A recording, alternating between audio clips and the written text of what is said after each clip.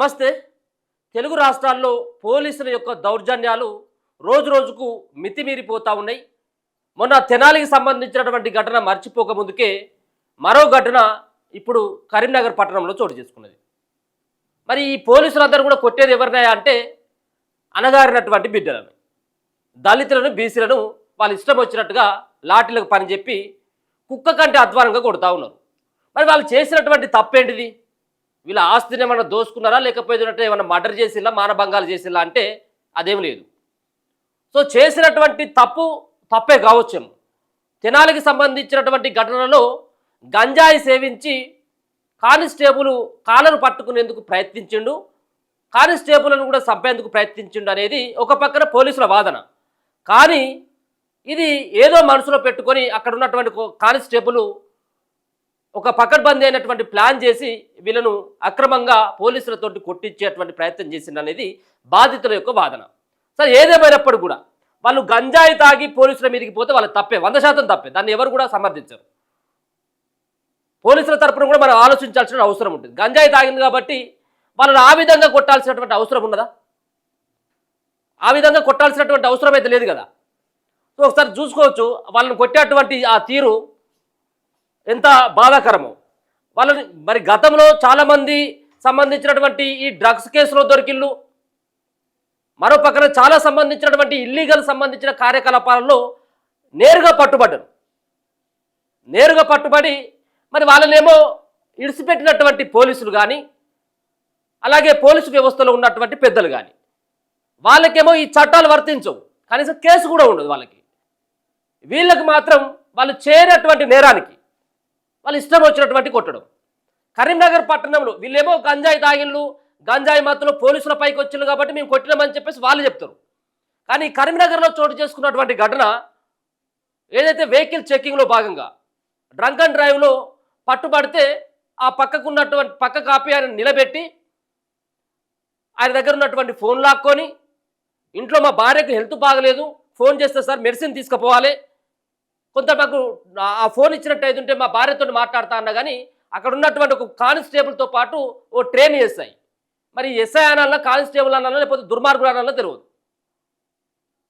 వాళ్ళు ఆ కాకి బట్టలు వేసుకొని ఎంత కర్కశంగా ప్రవర్తిస్తూ ఉన్నారో నేరుగా ఫోన్ తీసుకొని బండకేసి కొట్టి పగలగొట్టిల్లట. మీ భార్యతో నువ్వు ఎట్లా మాట్లాడతావు ఇప్పుడు అని. మరి గతంలో జరిగినటువంటి సంఘటనలో సినీ హీరోలు, హీరోయిన్లు, సినీ ప్రముఖులు పట్టుబడ్డటువంటి దాంట్లో మీరు ఈ విధంగానే మీ చట్టాలు కానీ మీకు ఉన్నటువంటి లాఠీలు కానీ ఈ విధంగానే పనిచేసినాయా? వాళ్ళకేమో ఈ చట్టాలు పనిచేయవు. అక్కడ ఉన్నటువంటి గతంలో చార్మి, ఆ పూరి జగన్నాథ్, ముమైత్ ఖాన్, ఇంకా సంబంధించినటువంటి రవితేజ, ఇటువంటి చెప్పుకుంటూ పోతే వందలాదికి సంబంధించినటువంటి మంది డ్రగ్స్ కేసులలో పట్టుబడ్డారు. నేరుగా డ్రగ్స్ తీసుకుంటూ పట్టుబడ్డారు. వాళ్ళు డ్రగ్స్ సప్లై చేస్తూ పట్టుబడ్డటువంటి సంఘటనలు కోకలు ఉన్నాయి.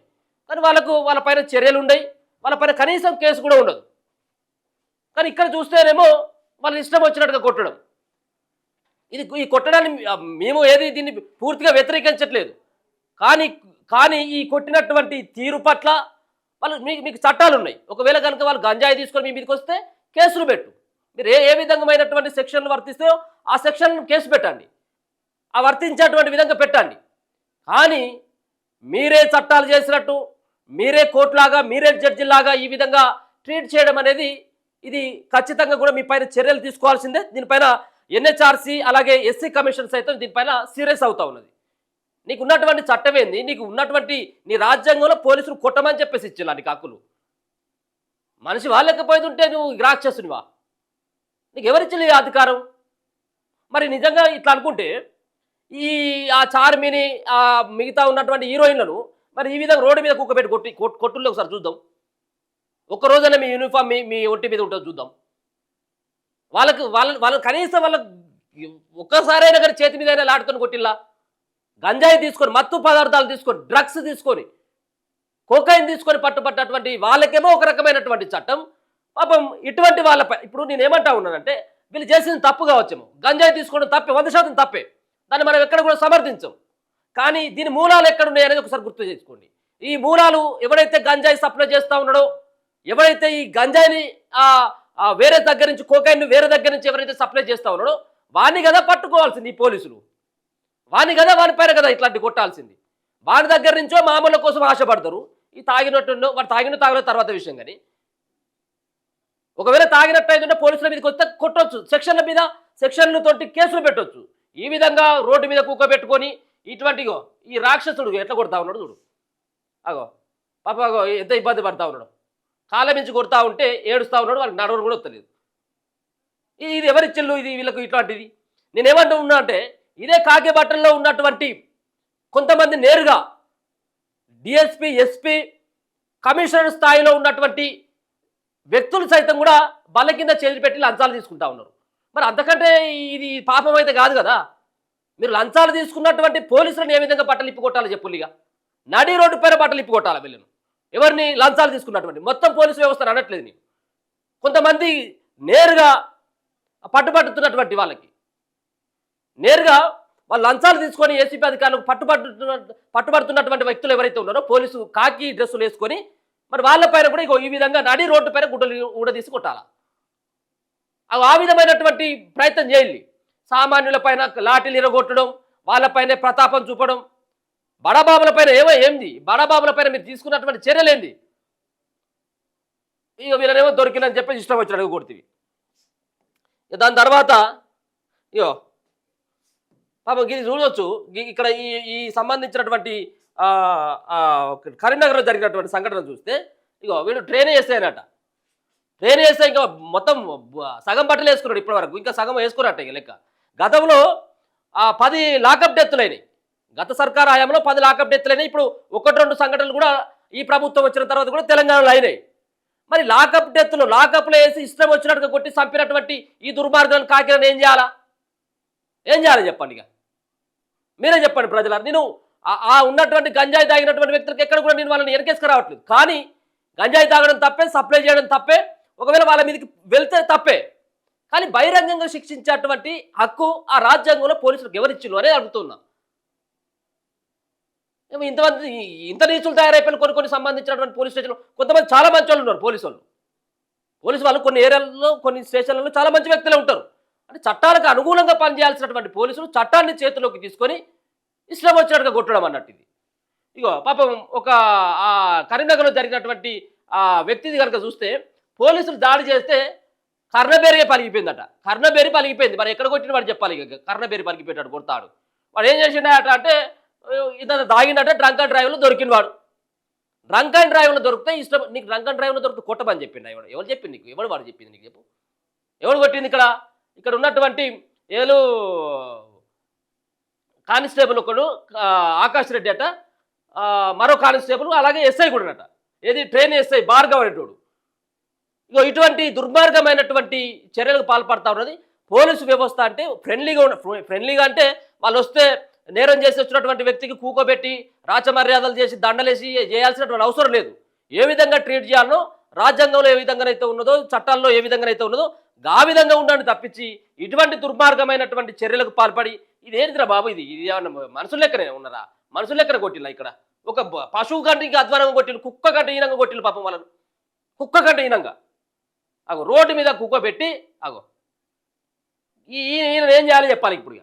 ఈ మనిషి పోలీసు వాళ్ళు తప్పు చేస్తే ఈయనకి లాటి వీళ్ళకి సంబంధించినటువంటి ఒక్కొక్కరి కాల్ లిస్ట్ కనుక తీసి వీళ్ళ బ్యాంకు ట్రాన్సాక్షన్, ఈ ఫోన్పేలు, గూగుల్ పేలు కనుక చూసినట్టయితే ఇక్కడ ఉన్నటువంటి మెజార్టీగా చాలా మందిగా ఇటువంటి వాళ్ళకి ఇక్కడి నుంచి 10,000కు 15,000కు కూడా కకృతి పడతా ఉన్నారు. ఈవిడెవడో ఇక్కడ మన ఇక్కడెక్కడో హైదరాబాద్లో జగదీర్గుట్ట దగ్గర వాడు చచ్చిపోయిన కాడ బ్యాండ్ కొడతా ఉంటాడు.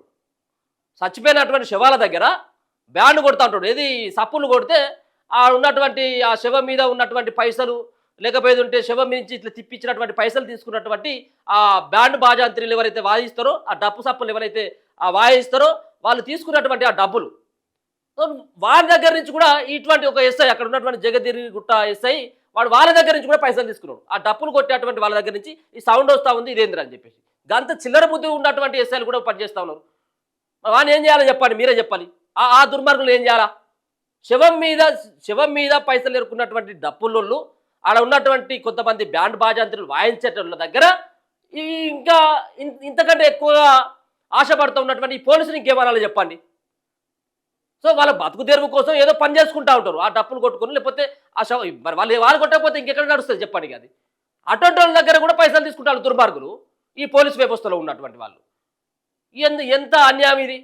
మరి మిమ్మల్ని ఏం చేయాలి, మిమ్మల్ని ఎట్లా దేంతో కొట్టాలో మీరే ఆలోచించారు.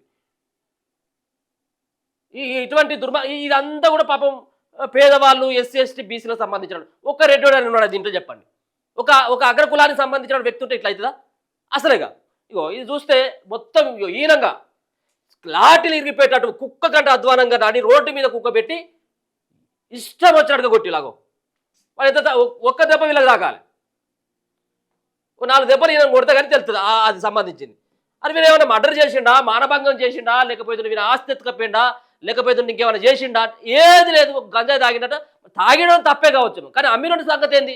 ఇలా రాష్ట్రానికి ఇంత పెద్ద మొత్తంలో గంజాయిలు రావడానికి కారణం ఎవరు? పోలీసు వ్యవస్థ. ఈ నిఘా వ్యవస్థ మంచిగా ఉంటే అది బాగుంటుంది. కానీ ఆ గంజాయి సప్లై చేసిన డ్రగ్స్ సప్లై చేసేట దగ్గర వీళ్ళు మామూలుగా అలవాటు పడి దాన్ని కదా మీరు కంట్రోల్ చేయాల్సింది, ఆ మూలాన్ని కదా మీరు ఫుల్ స్టాప్ పెట్టాల్సింది. అది కాదు, అది మన వల్ల కాదు. ఇగో దళిత యువకుడిపై ట్రైన్ ఎస్ఐ దాడి, దెబ్బతిన్న బాధితుడి కర్ణబేరి, నేషనల్ ఎస్సీ కమిషన్కు ఫిర్యాదు, రిపోర్ట్ ఇవ్వాలని అడిషనల్ డీజీపీ సిపికి నోటీసులు ఇస్తే ఏం జరిగిందంటే కరీంనగర్లో ట్రైనీ ఎస్ఐ 2 కానిస్టేబుల్ దాడిలో ఓ దళిత యువకుడు తీవ్రంగా గాయపడ. ఆ దళిత యువకుడా లేకపోతే ఇంకే యువకుడు అనేది మనకు అనవసరం సార్. కులాలకు సంబంధించిన ప్రస్తావన అనవసరం అయినప్పటికీ కూడా ఒక వ్యక్తిని కొట్టడం, ఈ సమాజంలో ఒక వ్యక్తిని హింసించడం, కొట్టడం, అది ఏ చట్టంలో కూడా ఇప్పుడు వీళ్ళకి పోలీసులకు అయితే ఇచ్చినటువంటి ఏ చట్టంలో లేదు. మీరు కొట్టుర్రి, మీరు లాఠీలు ఇరిగేటట్టు తన్నుర్రి, వారి బొక్కలు ఇరిగేటట్టు తన్నుర్రి అని ఎక్కడ లేదు. నీకున్నటువంటి ఏంటిది వాడు తప్పు చేస్తే నువ్వు ఆ సంబంధించినటువంటి సెక్షన్ల మీద కేసు పెట్టి దాని తర్వాత కోర్టులో సబ్మిట్ చేయడం. ఇదేంది ఇది? ఈ 3rd డిగ్రీలు, ఈ 4th డిగ్రీలు పెట్టి ఈ లాఠీలు ఇరిగేటట్టు కొట్టి ట్రైన్ వేస్తే 2 కానిస్టేబుల్ దాడిలో ఓ దళిత యువకుడు తీవ్రంగా గాయపడ్డాడు. బాధితులు రాష్ట్ర హ్యూమన్ రైట్స్ కమిషన్తో పాటు నేషనల్ ఎస్సీ కమిషన్కు ఫిర్యాదు చేశారు. స్పందించిన నేషనల్ ఎస్సీ కమిషన్ ఘటనపై 20 రోజుల్లో రిపోర్ట్ ఇవ్వాలని పోలీసులను ఆదేశించింది. వివరాల్లోకి వెళ్తే కరీంనగర్ జిల్లా సైదాపూర్ మండలం గొల్లగూడెం గ్రామానికి చెందిన Battula Mahender cool drinks supply చేస్తూ జీవిస్తున్నాడు. ఈ నెల 8న సాయంత్రం ములంగూరు నుంచి సైదాపూర్కు టీవీఎస్ స్టాంపై వస్తుండగా సోమవారం గ్రామ శివారులో డ్రంక్ అండ్ డ్రైవ్ టెస్ట్ కోసం పోలీసులు ఆపారు. టెస్ట్ చేసి చలాన్ వేసిన తర్వాత అతడి వివరాలు రాసుకున్నారు. అనంతరం trainee SI Bhargav Mahender cell phone లాక్కొని పక్కన నిలబడాలని సూచించాడు. అయితే తన భార్య కాలు విరిగి ఇంట్లో ఉందని, ఆమె ఫోన్ చేస్తుందని మహేందర్ ఎస్ఐకి చెప్పాడు. దీంతో ఆగ్రహానికి గురైన ఎస్ఐ బూతులు తిడుతూ ఫోన్ను పగలగొట్టాడు. తర్వాత కానిస్టేబుల్ ఆకాష్ రెడ్డి మరో కానిస్టేబుల్ కలిసి తన కులం అడిగి బూతులు తిట్టారని బాధితుడు చెప్పాడు. పోలీసులు దాడి చేయడంతో తన కర్ణబేరి పగిలిపోయినట్లు రిపోర్టులో తేలిందని ఆవేదన వ్యక్తం చేశారు. అదే రోజు రాత్రి తనను స్టేషన్కు తీసుకెళ్లి తనదే తప్పు అని బలవంతంగా లెటర్ రాయించుకున్నారని, ఈ విషయం బయటకు చెప్తే నువ్వే మా మీద దాడి చేశావని కేసు ఫైల్ చేస్తామని బెదిరించారని వాపోయారు. ఈ విషయంపైన 14వ తారీఖున కరీంనగర్ సిపికి ఫిర్యాదు చేయడంతో ఆయన ఎంక్వైరీ చేయాలని హుజరాబాద్ ఏసీపీ శ్రీనివాస్కు సూచిస్తే ఈ సంబంధించిన వ్యవహారం అంతా బయటపడ్డది. ఏం చేసిండు, మళ్ళీ నాదే తప్పు, నేను తాగడం తప్పే, ఇంకా మిగతా కొన్ని రాసుకుంటారు అన్నట్టు. నేను తాగి పోలీసుల మీదనే ఎదురు తిరిగినా, పోలీసులను చంపేదానికి ప్రయత్నం చేసిన కాబట్టి నన్ను కొట్టడం పెద్ద తప్పేం కాదని ఇంక ఉల్టా ఎందుకంటే రేపు ఏమైనా అవుతుంది కదా, ఇట్లాంటిది మరలబడేటువంటి వ్యవహారం అవుతుంది కావచ్చు అని ముందు జాగ్రత్తగా కర్ణబేరి పలిగిపోయింది కదా, రేపు ఏమైనా కేసులు పెట్టో లేకపోతే ఇంకేమైనా ఏదో ఇబ్బంది అవుతుంది అన్నటువంటి ఉద్దేశంతో ఇది ముందుగానే రాయించుకున్నారట. ఏమని చెప్పి కులం పేరు అడిగి బూతులు తిట్టి ఫోన్ మా భార్యకు మంచిగా లేదు సార్, ఖాళీ ఉన్నది ఫోన్ చేస్తుంది, మరి నేను చాలా నన్నేమో పక్కకు నిలబెట్టిండు. నువ్వు కావాల్సి పక్కన నిలబెట్టిన అవసరం కూడా లేదు, ఎందుకు మరి పక్కకి ఎందుకు నిలబెట్టినావు? మరి నువ్వు ఏమైనా పైసలు ఇస్తారా? నువ్వు డ్రంక్ అండ్ డ్రైవ్ కేసు నమోదు చేసి వెళ్ళగొట్టు, అంతే తప్పించి నువ్వు పక్కకు నిలబెట్టి ఆయన జేబులు ఉన్నటువంటి ఫోన్ ఎందుకు లాక్కోవాలి ఫోన్? నువ్వు వాళ్ళ భార్యకు మంచిగా లేదు ఇవ్వమని చెప్తే ఇవ్వకుండా ఫోన్ పగలగొట్టిండట. పగలగొట్టి కర్ణబేరి పగలగొట్టిండు, ఫోన్ పగలగొట్టిండు, కర్ణబేరి పగలగొట్టిండు. ఇటువంటి దుర్మార్గమైనటువంటి చర్యలకు పాల్పడతా ఉంది ఇటువంటి సంబంధించినటువంటి పోలీసు వ్యవస్థ. దీన్ని ప్రక్షాళన చేయాల్సినటువంటి అవసరం ఉంటుంది. బహిరంగంగా కొట్టడం అయితే ఇది తప్పే. ఒకవేళ వాళ్ళు తప్పు చేసినట్టయితే ఈ విధమైనటువంటి దాడి చేయడం, పోలీసులు దాడి చేయడం అయితే ఇది తప్పే అని చెప్పేసి తెలియజేస్తూ, మరో పక్కన వీళ్లకు వర్తించేటువంటి బహిరంగంగా బట్టలిప్పి కొట్టేటువంటి మీ పోలీసులు, ఈ సామాన్య ప్రజలను కొట్టేటువంటి పోలీసులారా, మరి ఈ సెలబ్రిటీలని అలాగే డ్రగ్స్ సంబంధించినటువంటి వ్యవహారాల్లో రేవు పార్టీలో పట్టుబడ్డటువంటి వ్యక్తులు ఏం చేసిండ్రు? బట్టలిప్పి ఎగురుతున్నారు నగ్నంగా డ్రగ్స్ తీసుకొని. వాళ్ళని ఏం చేసిండ్రు? ఒక్క కేసు అయినా నమోదైందా? ఇక చెప్తే ఇంకా అది చాలా పోలీసు ఉన్నత అధికారులు సైతం కూడా లంచాలు తీసుకున్నటువంటి సంఘటనలు మనం కోకొల్లలుగా చూసినాం. వాళ్ళపైన చర్యలు తీసుకోండి. చూస్తూనే ఉండండి మన తొలి వెలుగు.